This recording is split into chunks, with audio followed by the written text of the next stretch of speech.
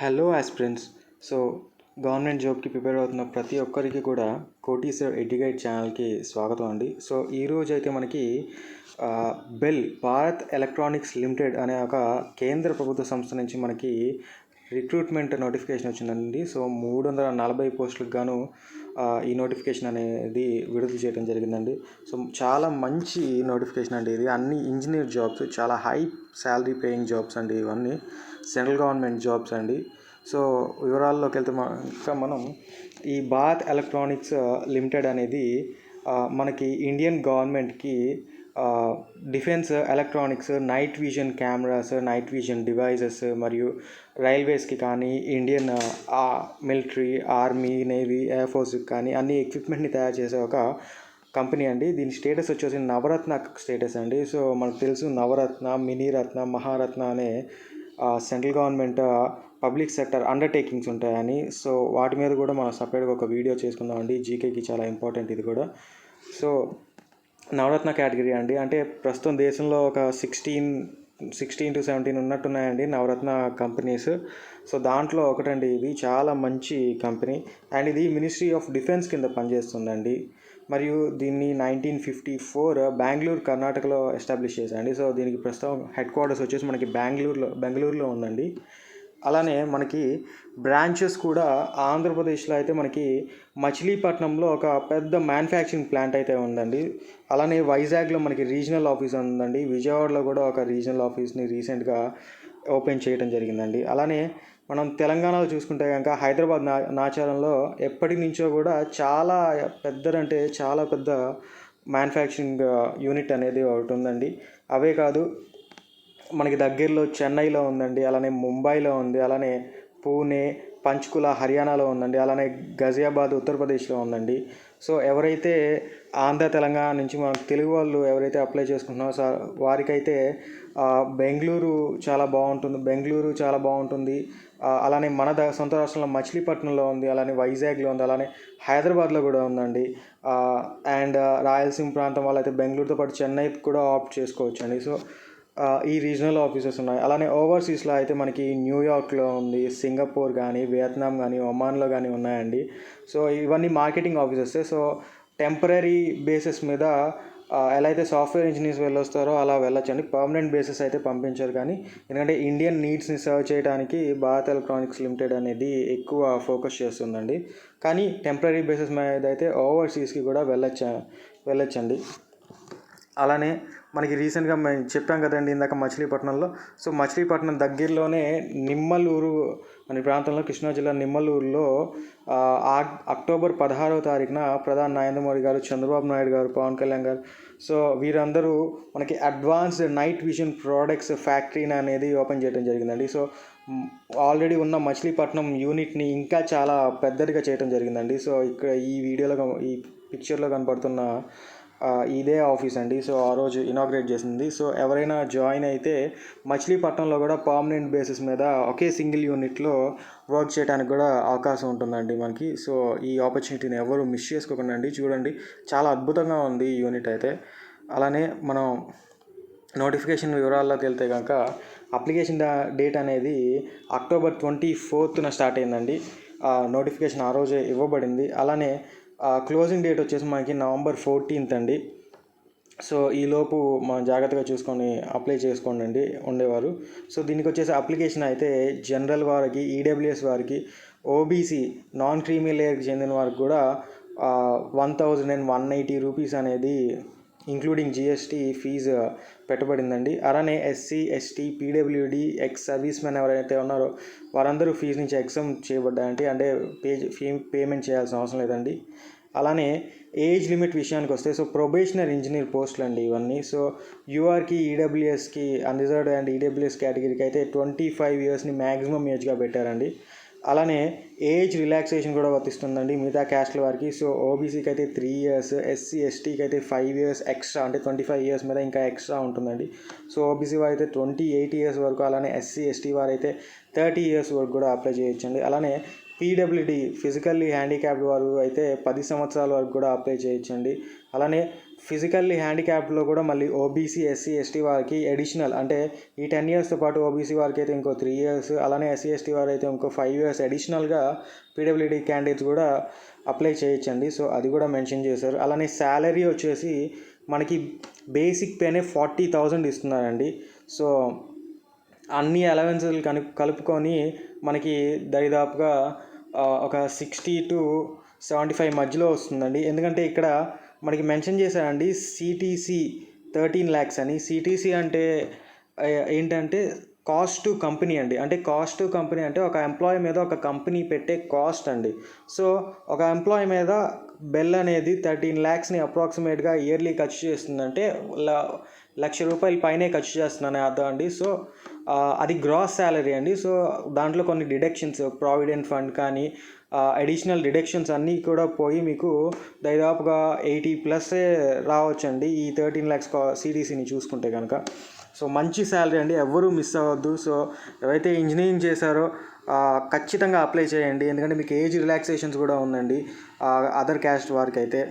అలానే మనకి probationer, so ఈ పోస్టుల వివరాల్లోకి చూసుకుంటే కనుక ప్రొబేషనర్ ఇంజనీర్ గ్రేడ్ 2 అండి ఇది. సో 175 పోస్టులు ఇచ్చారండి దీనికి, 175 పోస్టులు.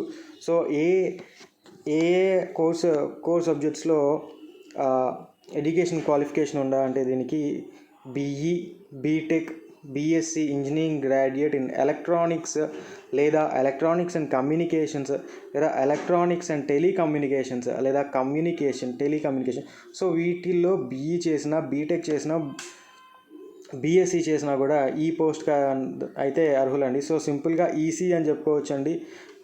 వారు చేసిన వారందరూ కూడా దీనికి అప్లై చేయొచ్చు. అలానే probationary engineer grade 2 mechanical, so మెకానికల్లో బీఈ, బీటెక్, బీఎస్సీ చేసిన వారికి కూడా 109 పోస్టులతో సపరేట్గా వదలటం జరిగిందండి. అలానే కంప్యూటర్ సైన్స్ ఇంజనీరింగ్ చేసిన వారికి కూడా దాంట్లో బీటెక్, బీఎస్సీ, బీఈ చేసిన వారికి కూడా మనకి 42 పోస్టులు అయితే ఇవ్వటం జరిగిందండి. అలానే BE, BTech, BSc electrical and electronics ఇంజనీరింగ్లో అంటే ట్రిపుల్ఈలో బీటెక్, బీఈ, బీఎస్సీ చేసిన వారికి కూడా మనకి 14 పోస్టులు అయితే ఇవ్వడం జరిగిందండి. సో ప్రతిసారి ఇన్ని నెంబర్ ఆఫ్ పోస్టులు రావండి. సో జాగ్రత్తగా చూసి అప్లై చేయండి, ఒక మంచి అవకాశం ఇది మనకి. అలానే రిజర్వేషన్, సో అదే పోస్టులని రిజర్వేషన్ కేటగిరీలో చూసుకుంటే యూఆర్కి 139 పోస్టులు ఇవ్వడం జరిగిందండి. సో 139 అన్రిజర్వ్డ్ కేటగిరీలో ఉన్నారంటే ప్రతి ఒక్కరూ అప్లై చేసుకోవచ్చు అండి, క్యాస్ట్కి సంబంధం లేకుండా. ఓబీసీ అయినా, ఈడబ్ల్యూఎస్, ఎస్సీ, ఎస్టీ, సో ఎవరైనా కూడా యూఆర్కి అప్లై చేసుకోవచ్చు అండి. ఈ 139 పోస్ట్కి అందరూ ఎలిజిబుల్ అవుతారు. అలానే ఓబీసీ నాన్ క్రీమీ లేయర్ వారికి అయితే 91 పోస్టులు ఇవ్వడం జరిగిందండి. అలానే ఈడబ్ల్యూఎస్ కేటగిరీ వారికి 34 పోస్టులు ఇవ్వడం జరిగిందండి. అలానే ఎస్సీ వారికి 51 పోస్టులు, అలానే ఎస్టీ వాళ్ళకి 25 పోస్టులు ఇవ్వడం జరిగిందండి. సో టోటల్గా మనకి 340 పోస్టులు రావడం జరిగిందండి. సో ఇది చాలా మంచి అవకాశం అండి. మనకి బెల్ అనేది నవరత్న కంపెనీ కాబట్టి యాక్చువల్గా ఈ నవరత్న కంపెనీస్ కానీ, పిఎస్యూస్ కానీ ఈ మధ్య ఎక్కువగా గేట్ ఆధారంగా తీసుకుంటున్నారండి. కానీ ఇక్కడ దీంట్లో గేట్ అనేది ఎక్కడ మనకి మెన్షన్ చేయలేదు. సో ఒక కామన్ ఎలిజిబిలిటీ ఎంట్రన్స్ ఎగ్జామినేషన్ పెట్టి రిక్రూట్మెంట్ చేసుకుంటున్నారండి. సో ఖచ్చితంగా అప్లై చేయండి. ఎలిజిబుల్ క్వాలిఫికేషన్ కనుక మనం చూసుకుంటే యూఆర్, ఓబీసీ, ఈడబ్ల్యూఎస్ క్యాండిడేట్స్ ఎవరైతే ఉన్నారో వారికి ఈ ప్రొబేషనరీ ఇంజనీరింగ్ పోస్ట్కి అప్లై చేయడానికి వారికి సంబంధించిన ఇంజనీరింగ్ విభాగాల్లో అంటే పైన చెప్పుకున్నాం కదండి, ఎలక్ట్రానిక్స్ కానీ, టెలికమ్యూనికేషన్స్ కానీ, మెకానికల్ కానీ, కంప్యూటర్ సైన్స్ ఇంజనీరింగ్ కానీ, వీటి అండ్ ఎలక్ట్రికల్ అండ్ ఎలక్ట్రానిక్స్ డిసిప్లిన్స్లో కానీ ఈ కోర్ సబ్జెక్ట్స్లో ఎవరైతే ఇంజనీరింగ్ చేస్తున్నారో యూఆర్, ఓబీసీ, ఈడబ్ల్యూఎస్ క్యాండిడేట్స్కి అయితే సో మనకి ఇక్కడ ఫస్ట్ క్లాస్లో పాస్ అవ్వాలని చెప్పారండి. అలానే ఎస్సీ, ఎస్టీ, పీడబ్ల్యూడీ క్యాండిడేట్స్కి అయితే జస్ట్ పాస్ క్లాస్ చాలనా అండి. సో పాస్ అయితే చాలు, వారు సంబంధిత డిగ్రీలో, డిసిప్లిన్లో పాస్ అయితే చాలు. సో అది కూడా మీరు గమనించుకొని పెట్టగలరండి. అలానే మెథడ్ ఆఫ్ సెలెక్షన్, సో ఈ పోస్టులకి ఏ విధంగా సెలెక్షన్ ప్రాసెస్ ఉంటుందంటే, సో ఇవన్నీ ఆబ్జెక్ట్ బేస్డ్ క్వశ్చన్స్లో ఒక కంప్యూటర్ బేస్డ్ ఎగ్జామినేషన్ అనేది మనకి కండక్ట్ చేయడం జరుగుతుందండి. మరియు కంప్యూటర్ బేస్డ్ ఎగ్జామినేషన్ తర్వాత మనకి ఇంటర్వ్యూ కూడా ఉంటుందండి. సో ఆ వెయిటేజ్ మార్క్సే ఇచ్చారండి. సో కంప్యూటర్ బేస్డ్ ఎగ్జామినేషన్లో వచ్చిన మార్కుల్ని 85% క్యాలిక్యులేట్ చేస్తారు. అలానే ఇంటర్వ్యూలో వచ్చిన మార్క్స్ని 15 మార్క్స్గా పరిగణించి టోటల్లో కంప్యూటర్ బేస్డ్ టెస్ట్ ప్లస్ ఇంటర్వ్యూలో టోటల్గా ఎన్ని మార్క్స్ వచ్చాయో చూసుకొని దాన్ని బట్టి మనకి మెరిట్ లిస్ట్ అని ఫైనల్ మెరిట్ లిస్ట్ అనేది ఇచ్చి దాని ద్వారా మనల్ని రిక్రూట్ చేసుకోవడం జరుగుతుందండి. అలానే కంప్యూటర్ బేస్డ్ టెస్ట్ అయిపోయిన తర్వాత ఇంటర్వ్యూకి ప్రొవిజనల్గా షార్ట్ లిస్ట్ చేసుకోవటం ఏ రేషియో కూడా ఇచ్చాయండి. 1:5 రేషియోలో కూడా ఇంటర్వ్యూకి పిలుస్తానని నోటిఫికేషన్లో మెన్షన్ చేశారండి. సో మనకి టోటల్ 130 పోస్ట్స్ ఉన్నాయి. ఇంటూ 5 చూస్తే మనకి టోటల్గా 1700 క్యాండిడేట్స్ ఇంటర్వ్యూకి అనేది షార్ట్ లిస్ట్ అవ్వడానికి ఎక్స్పెక్టెడ్ అండి. సో అలానే మనం కంప్యూటర్ బేస్డ్ టెస్ట్ని కనుక చూసుకుంటే టోటల్ డ్యూరేషన్ వచ్చేసి 120 మినిట్స్గా ఇచ్చాడండి. అలానే టోటల్ క్వశ్చన్స్ 125 క్వశ్చన్స్ అండి. సో 125 క్వశ్చన్స్ని మళ్ళీ డిఫరెన్షియేట్ చేశాడండి. టెక్నికల్ క్వశ్చన్స్ 100 క్వశ్చన్స్ ఇచ్చాయండి. సో టెక్నికల్ అంటే మీరు సిఎస్సి చేసుంటే సిఎస్సి, లేదా ఎలక్ట్రానిక్స్ చేసుంటే ఎలక్ట్రానిక్స్, ఎలక్ట్రికల్ చేసుంటే ఎలక్ట్రికల్, లేదా మెకానికల్ చేసుంటే మెకానికల్, దానికి సంబంధించిన కోర్ డిసిప్లిన్లో ఏదైతే సబ్జెక్ట్స్ ఉంటాయో ఆ సబ్జెక్ట్స్ని టెక్నికల్ రౌండ్లో 100 క్వశ్చన్స్ కింద అడిగాడండి.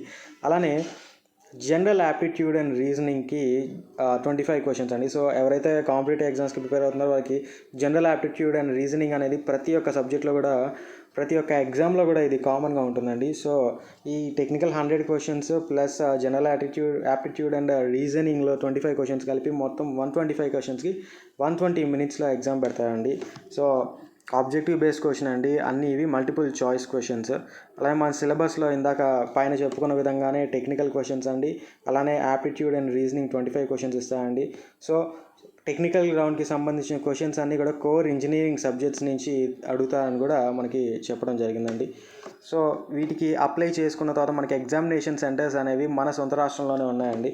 సో ఆంధ్రప్రదేశ్లో అయితే మనకి వైజాగ్ ఇచ్చారండి. అలానే రాజమండ్రి, విజయవాడ, తిరుపతి, సో 4 ప్రాంతాలకి 4 ఇవ్వటం జరిగిందండి. అలానే తెలంగాణ వారికి అయితే హైదరాబాద్, కరీంనగర్ మరియు వరంగల్ని ఎగ్జామినేషన్ సెంటర్స్గా ఇవ్వడం జరిగిందండి.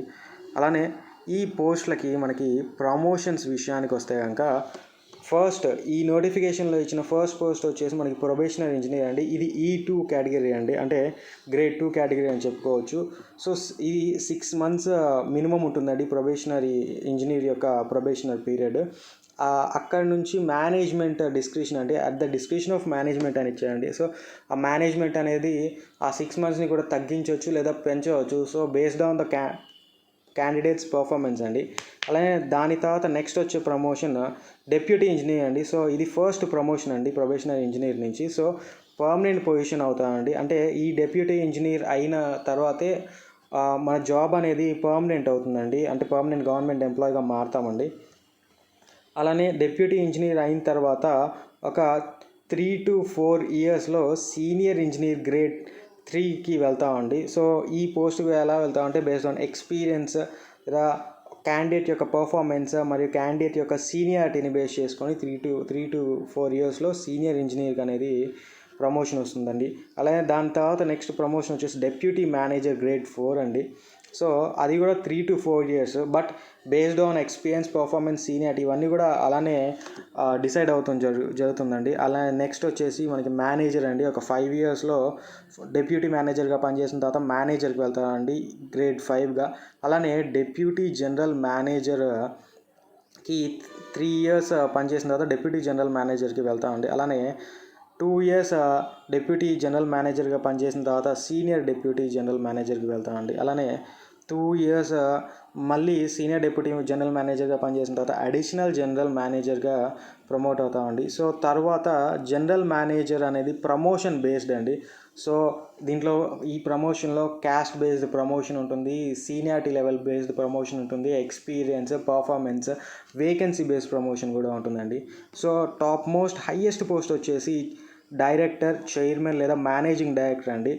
సో మనం వింటూ ఉంటాం కరెంట్ అఫైర్స్లో మనకి అపాయింట్మెంట్ సెక్షన్లో director of so and so public sector undertaking అని మనం చదువుకుంటూ ఉంటామండి. సో డైరెక్టర్ అనేది హయ్యెస్ట్ పోస్ట్ అండి, చైర్మన్ లేదా మేనేజింగ్ డైరెక్టర్ అనేది.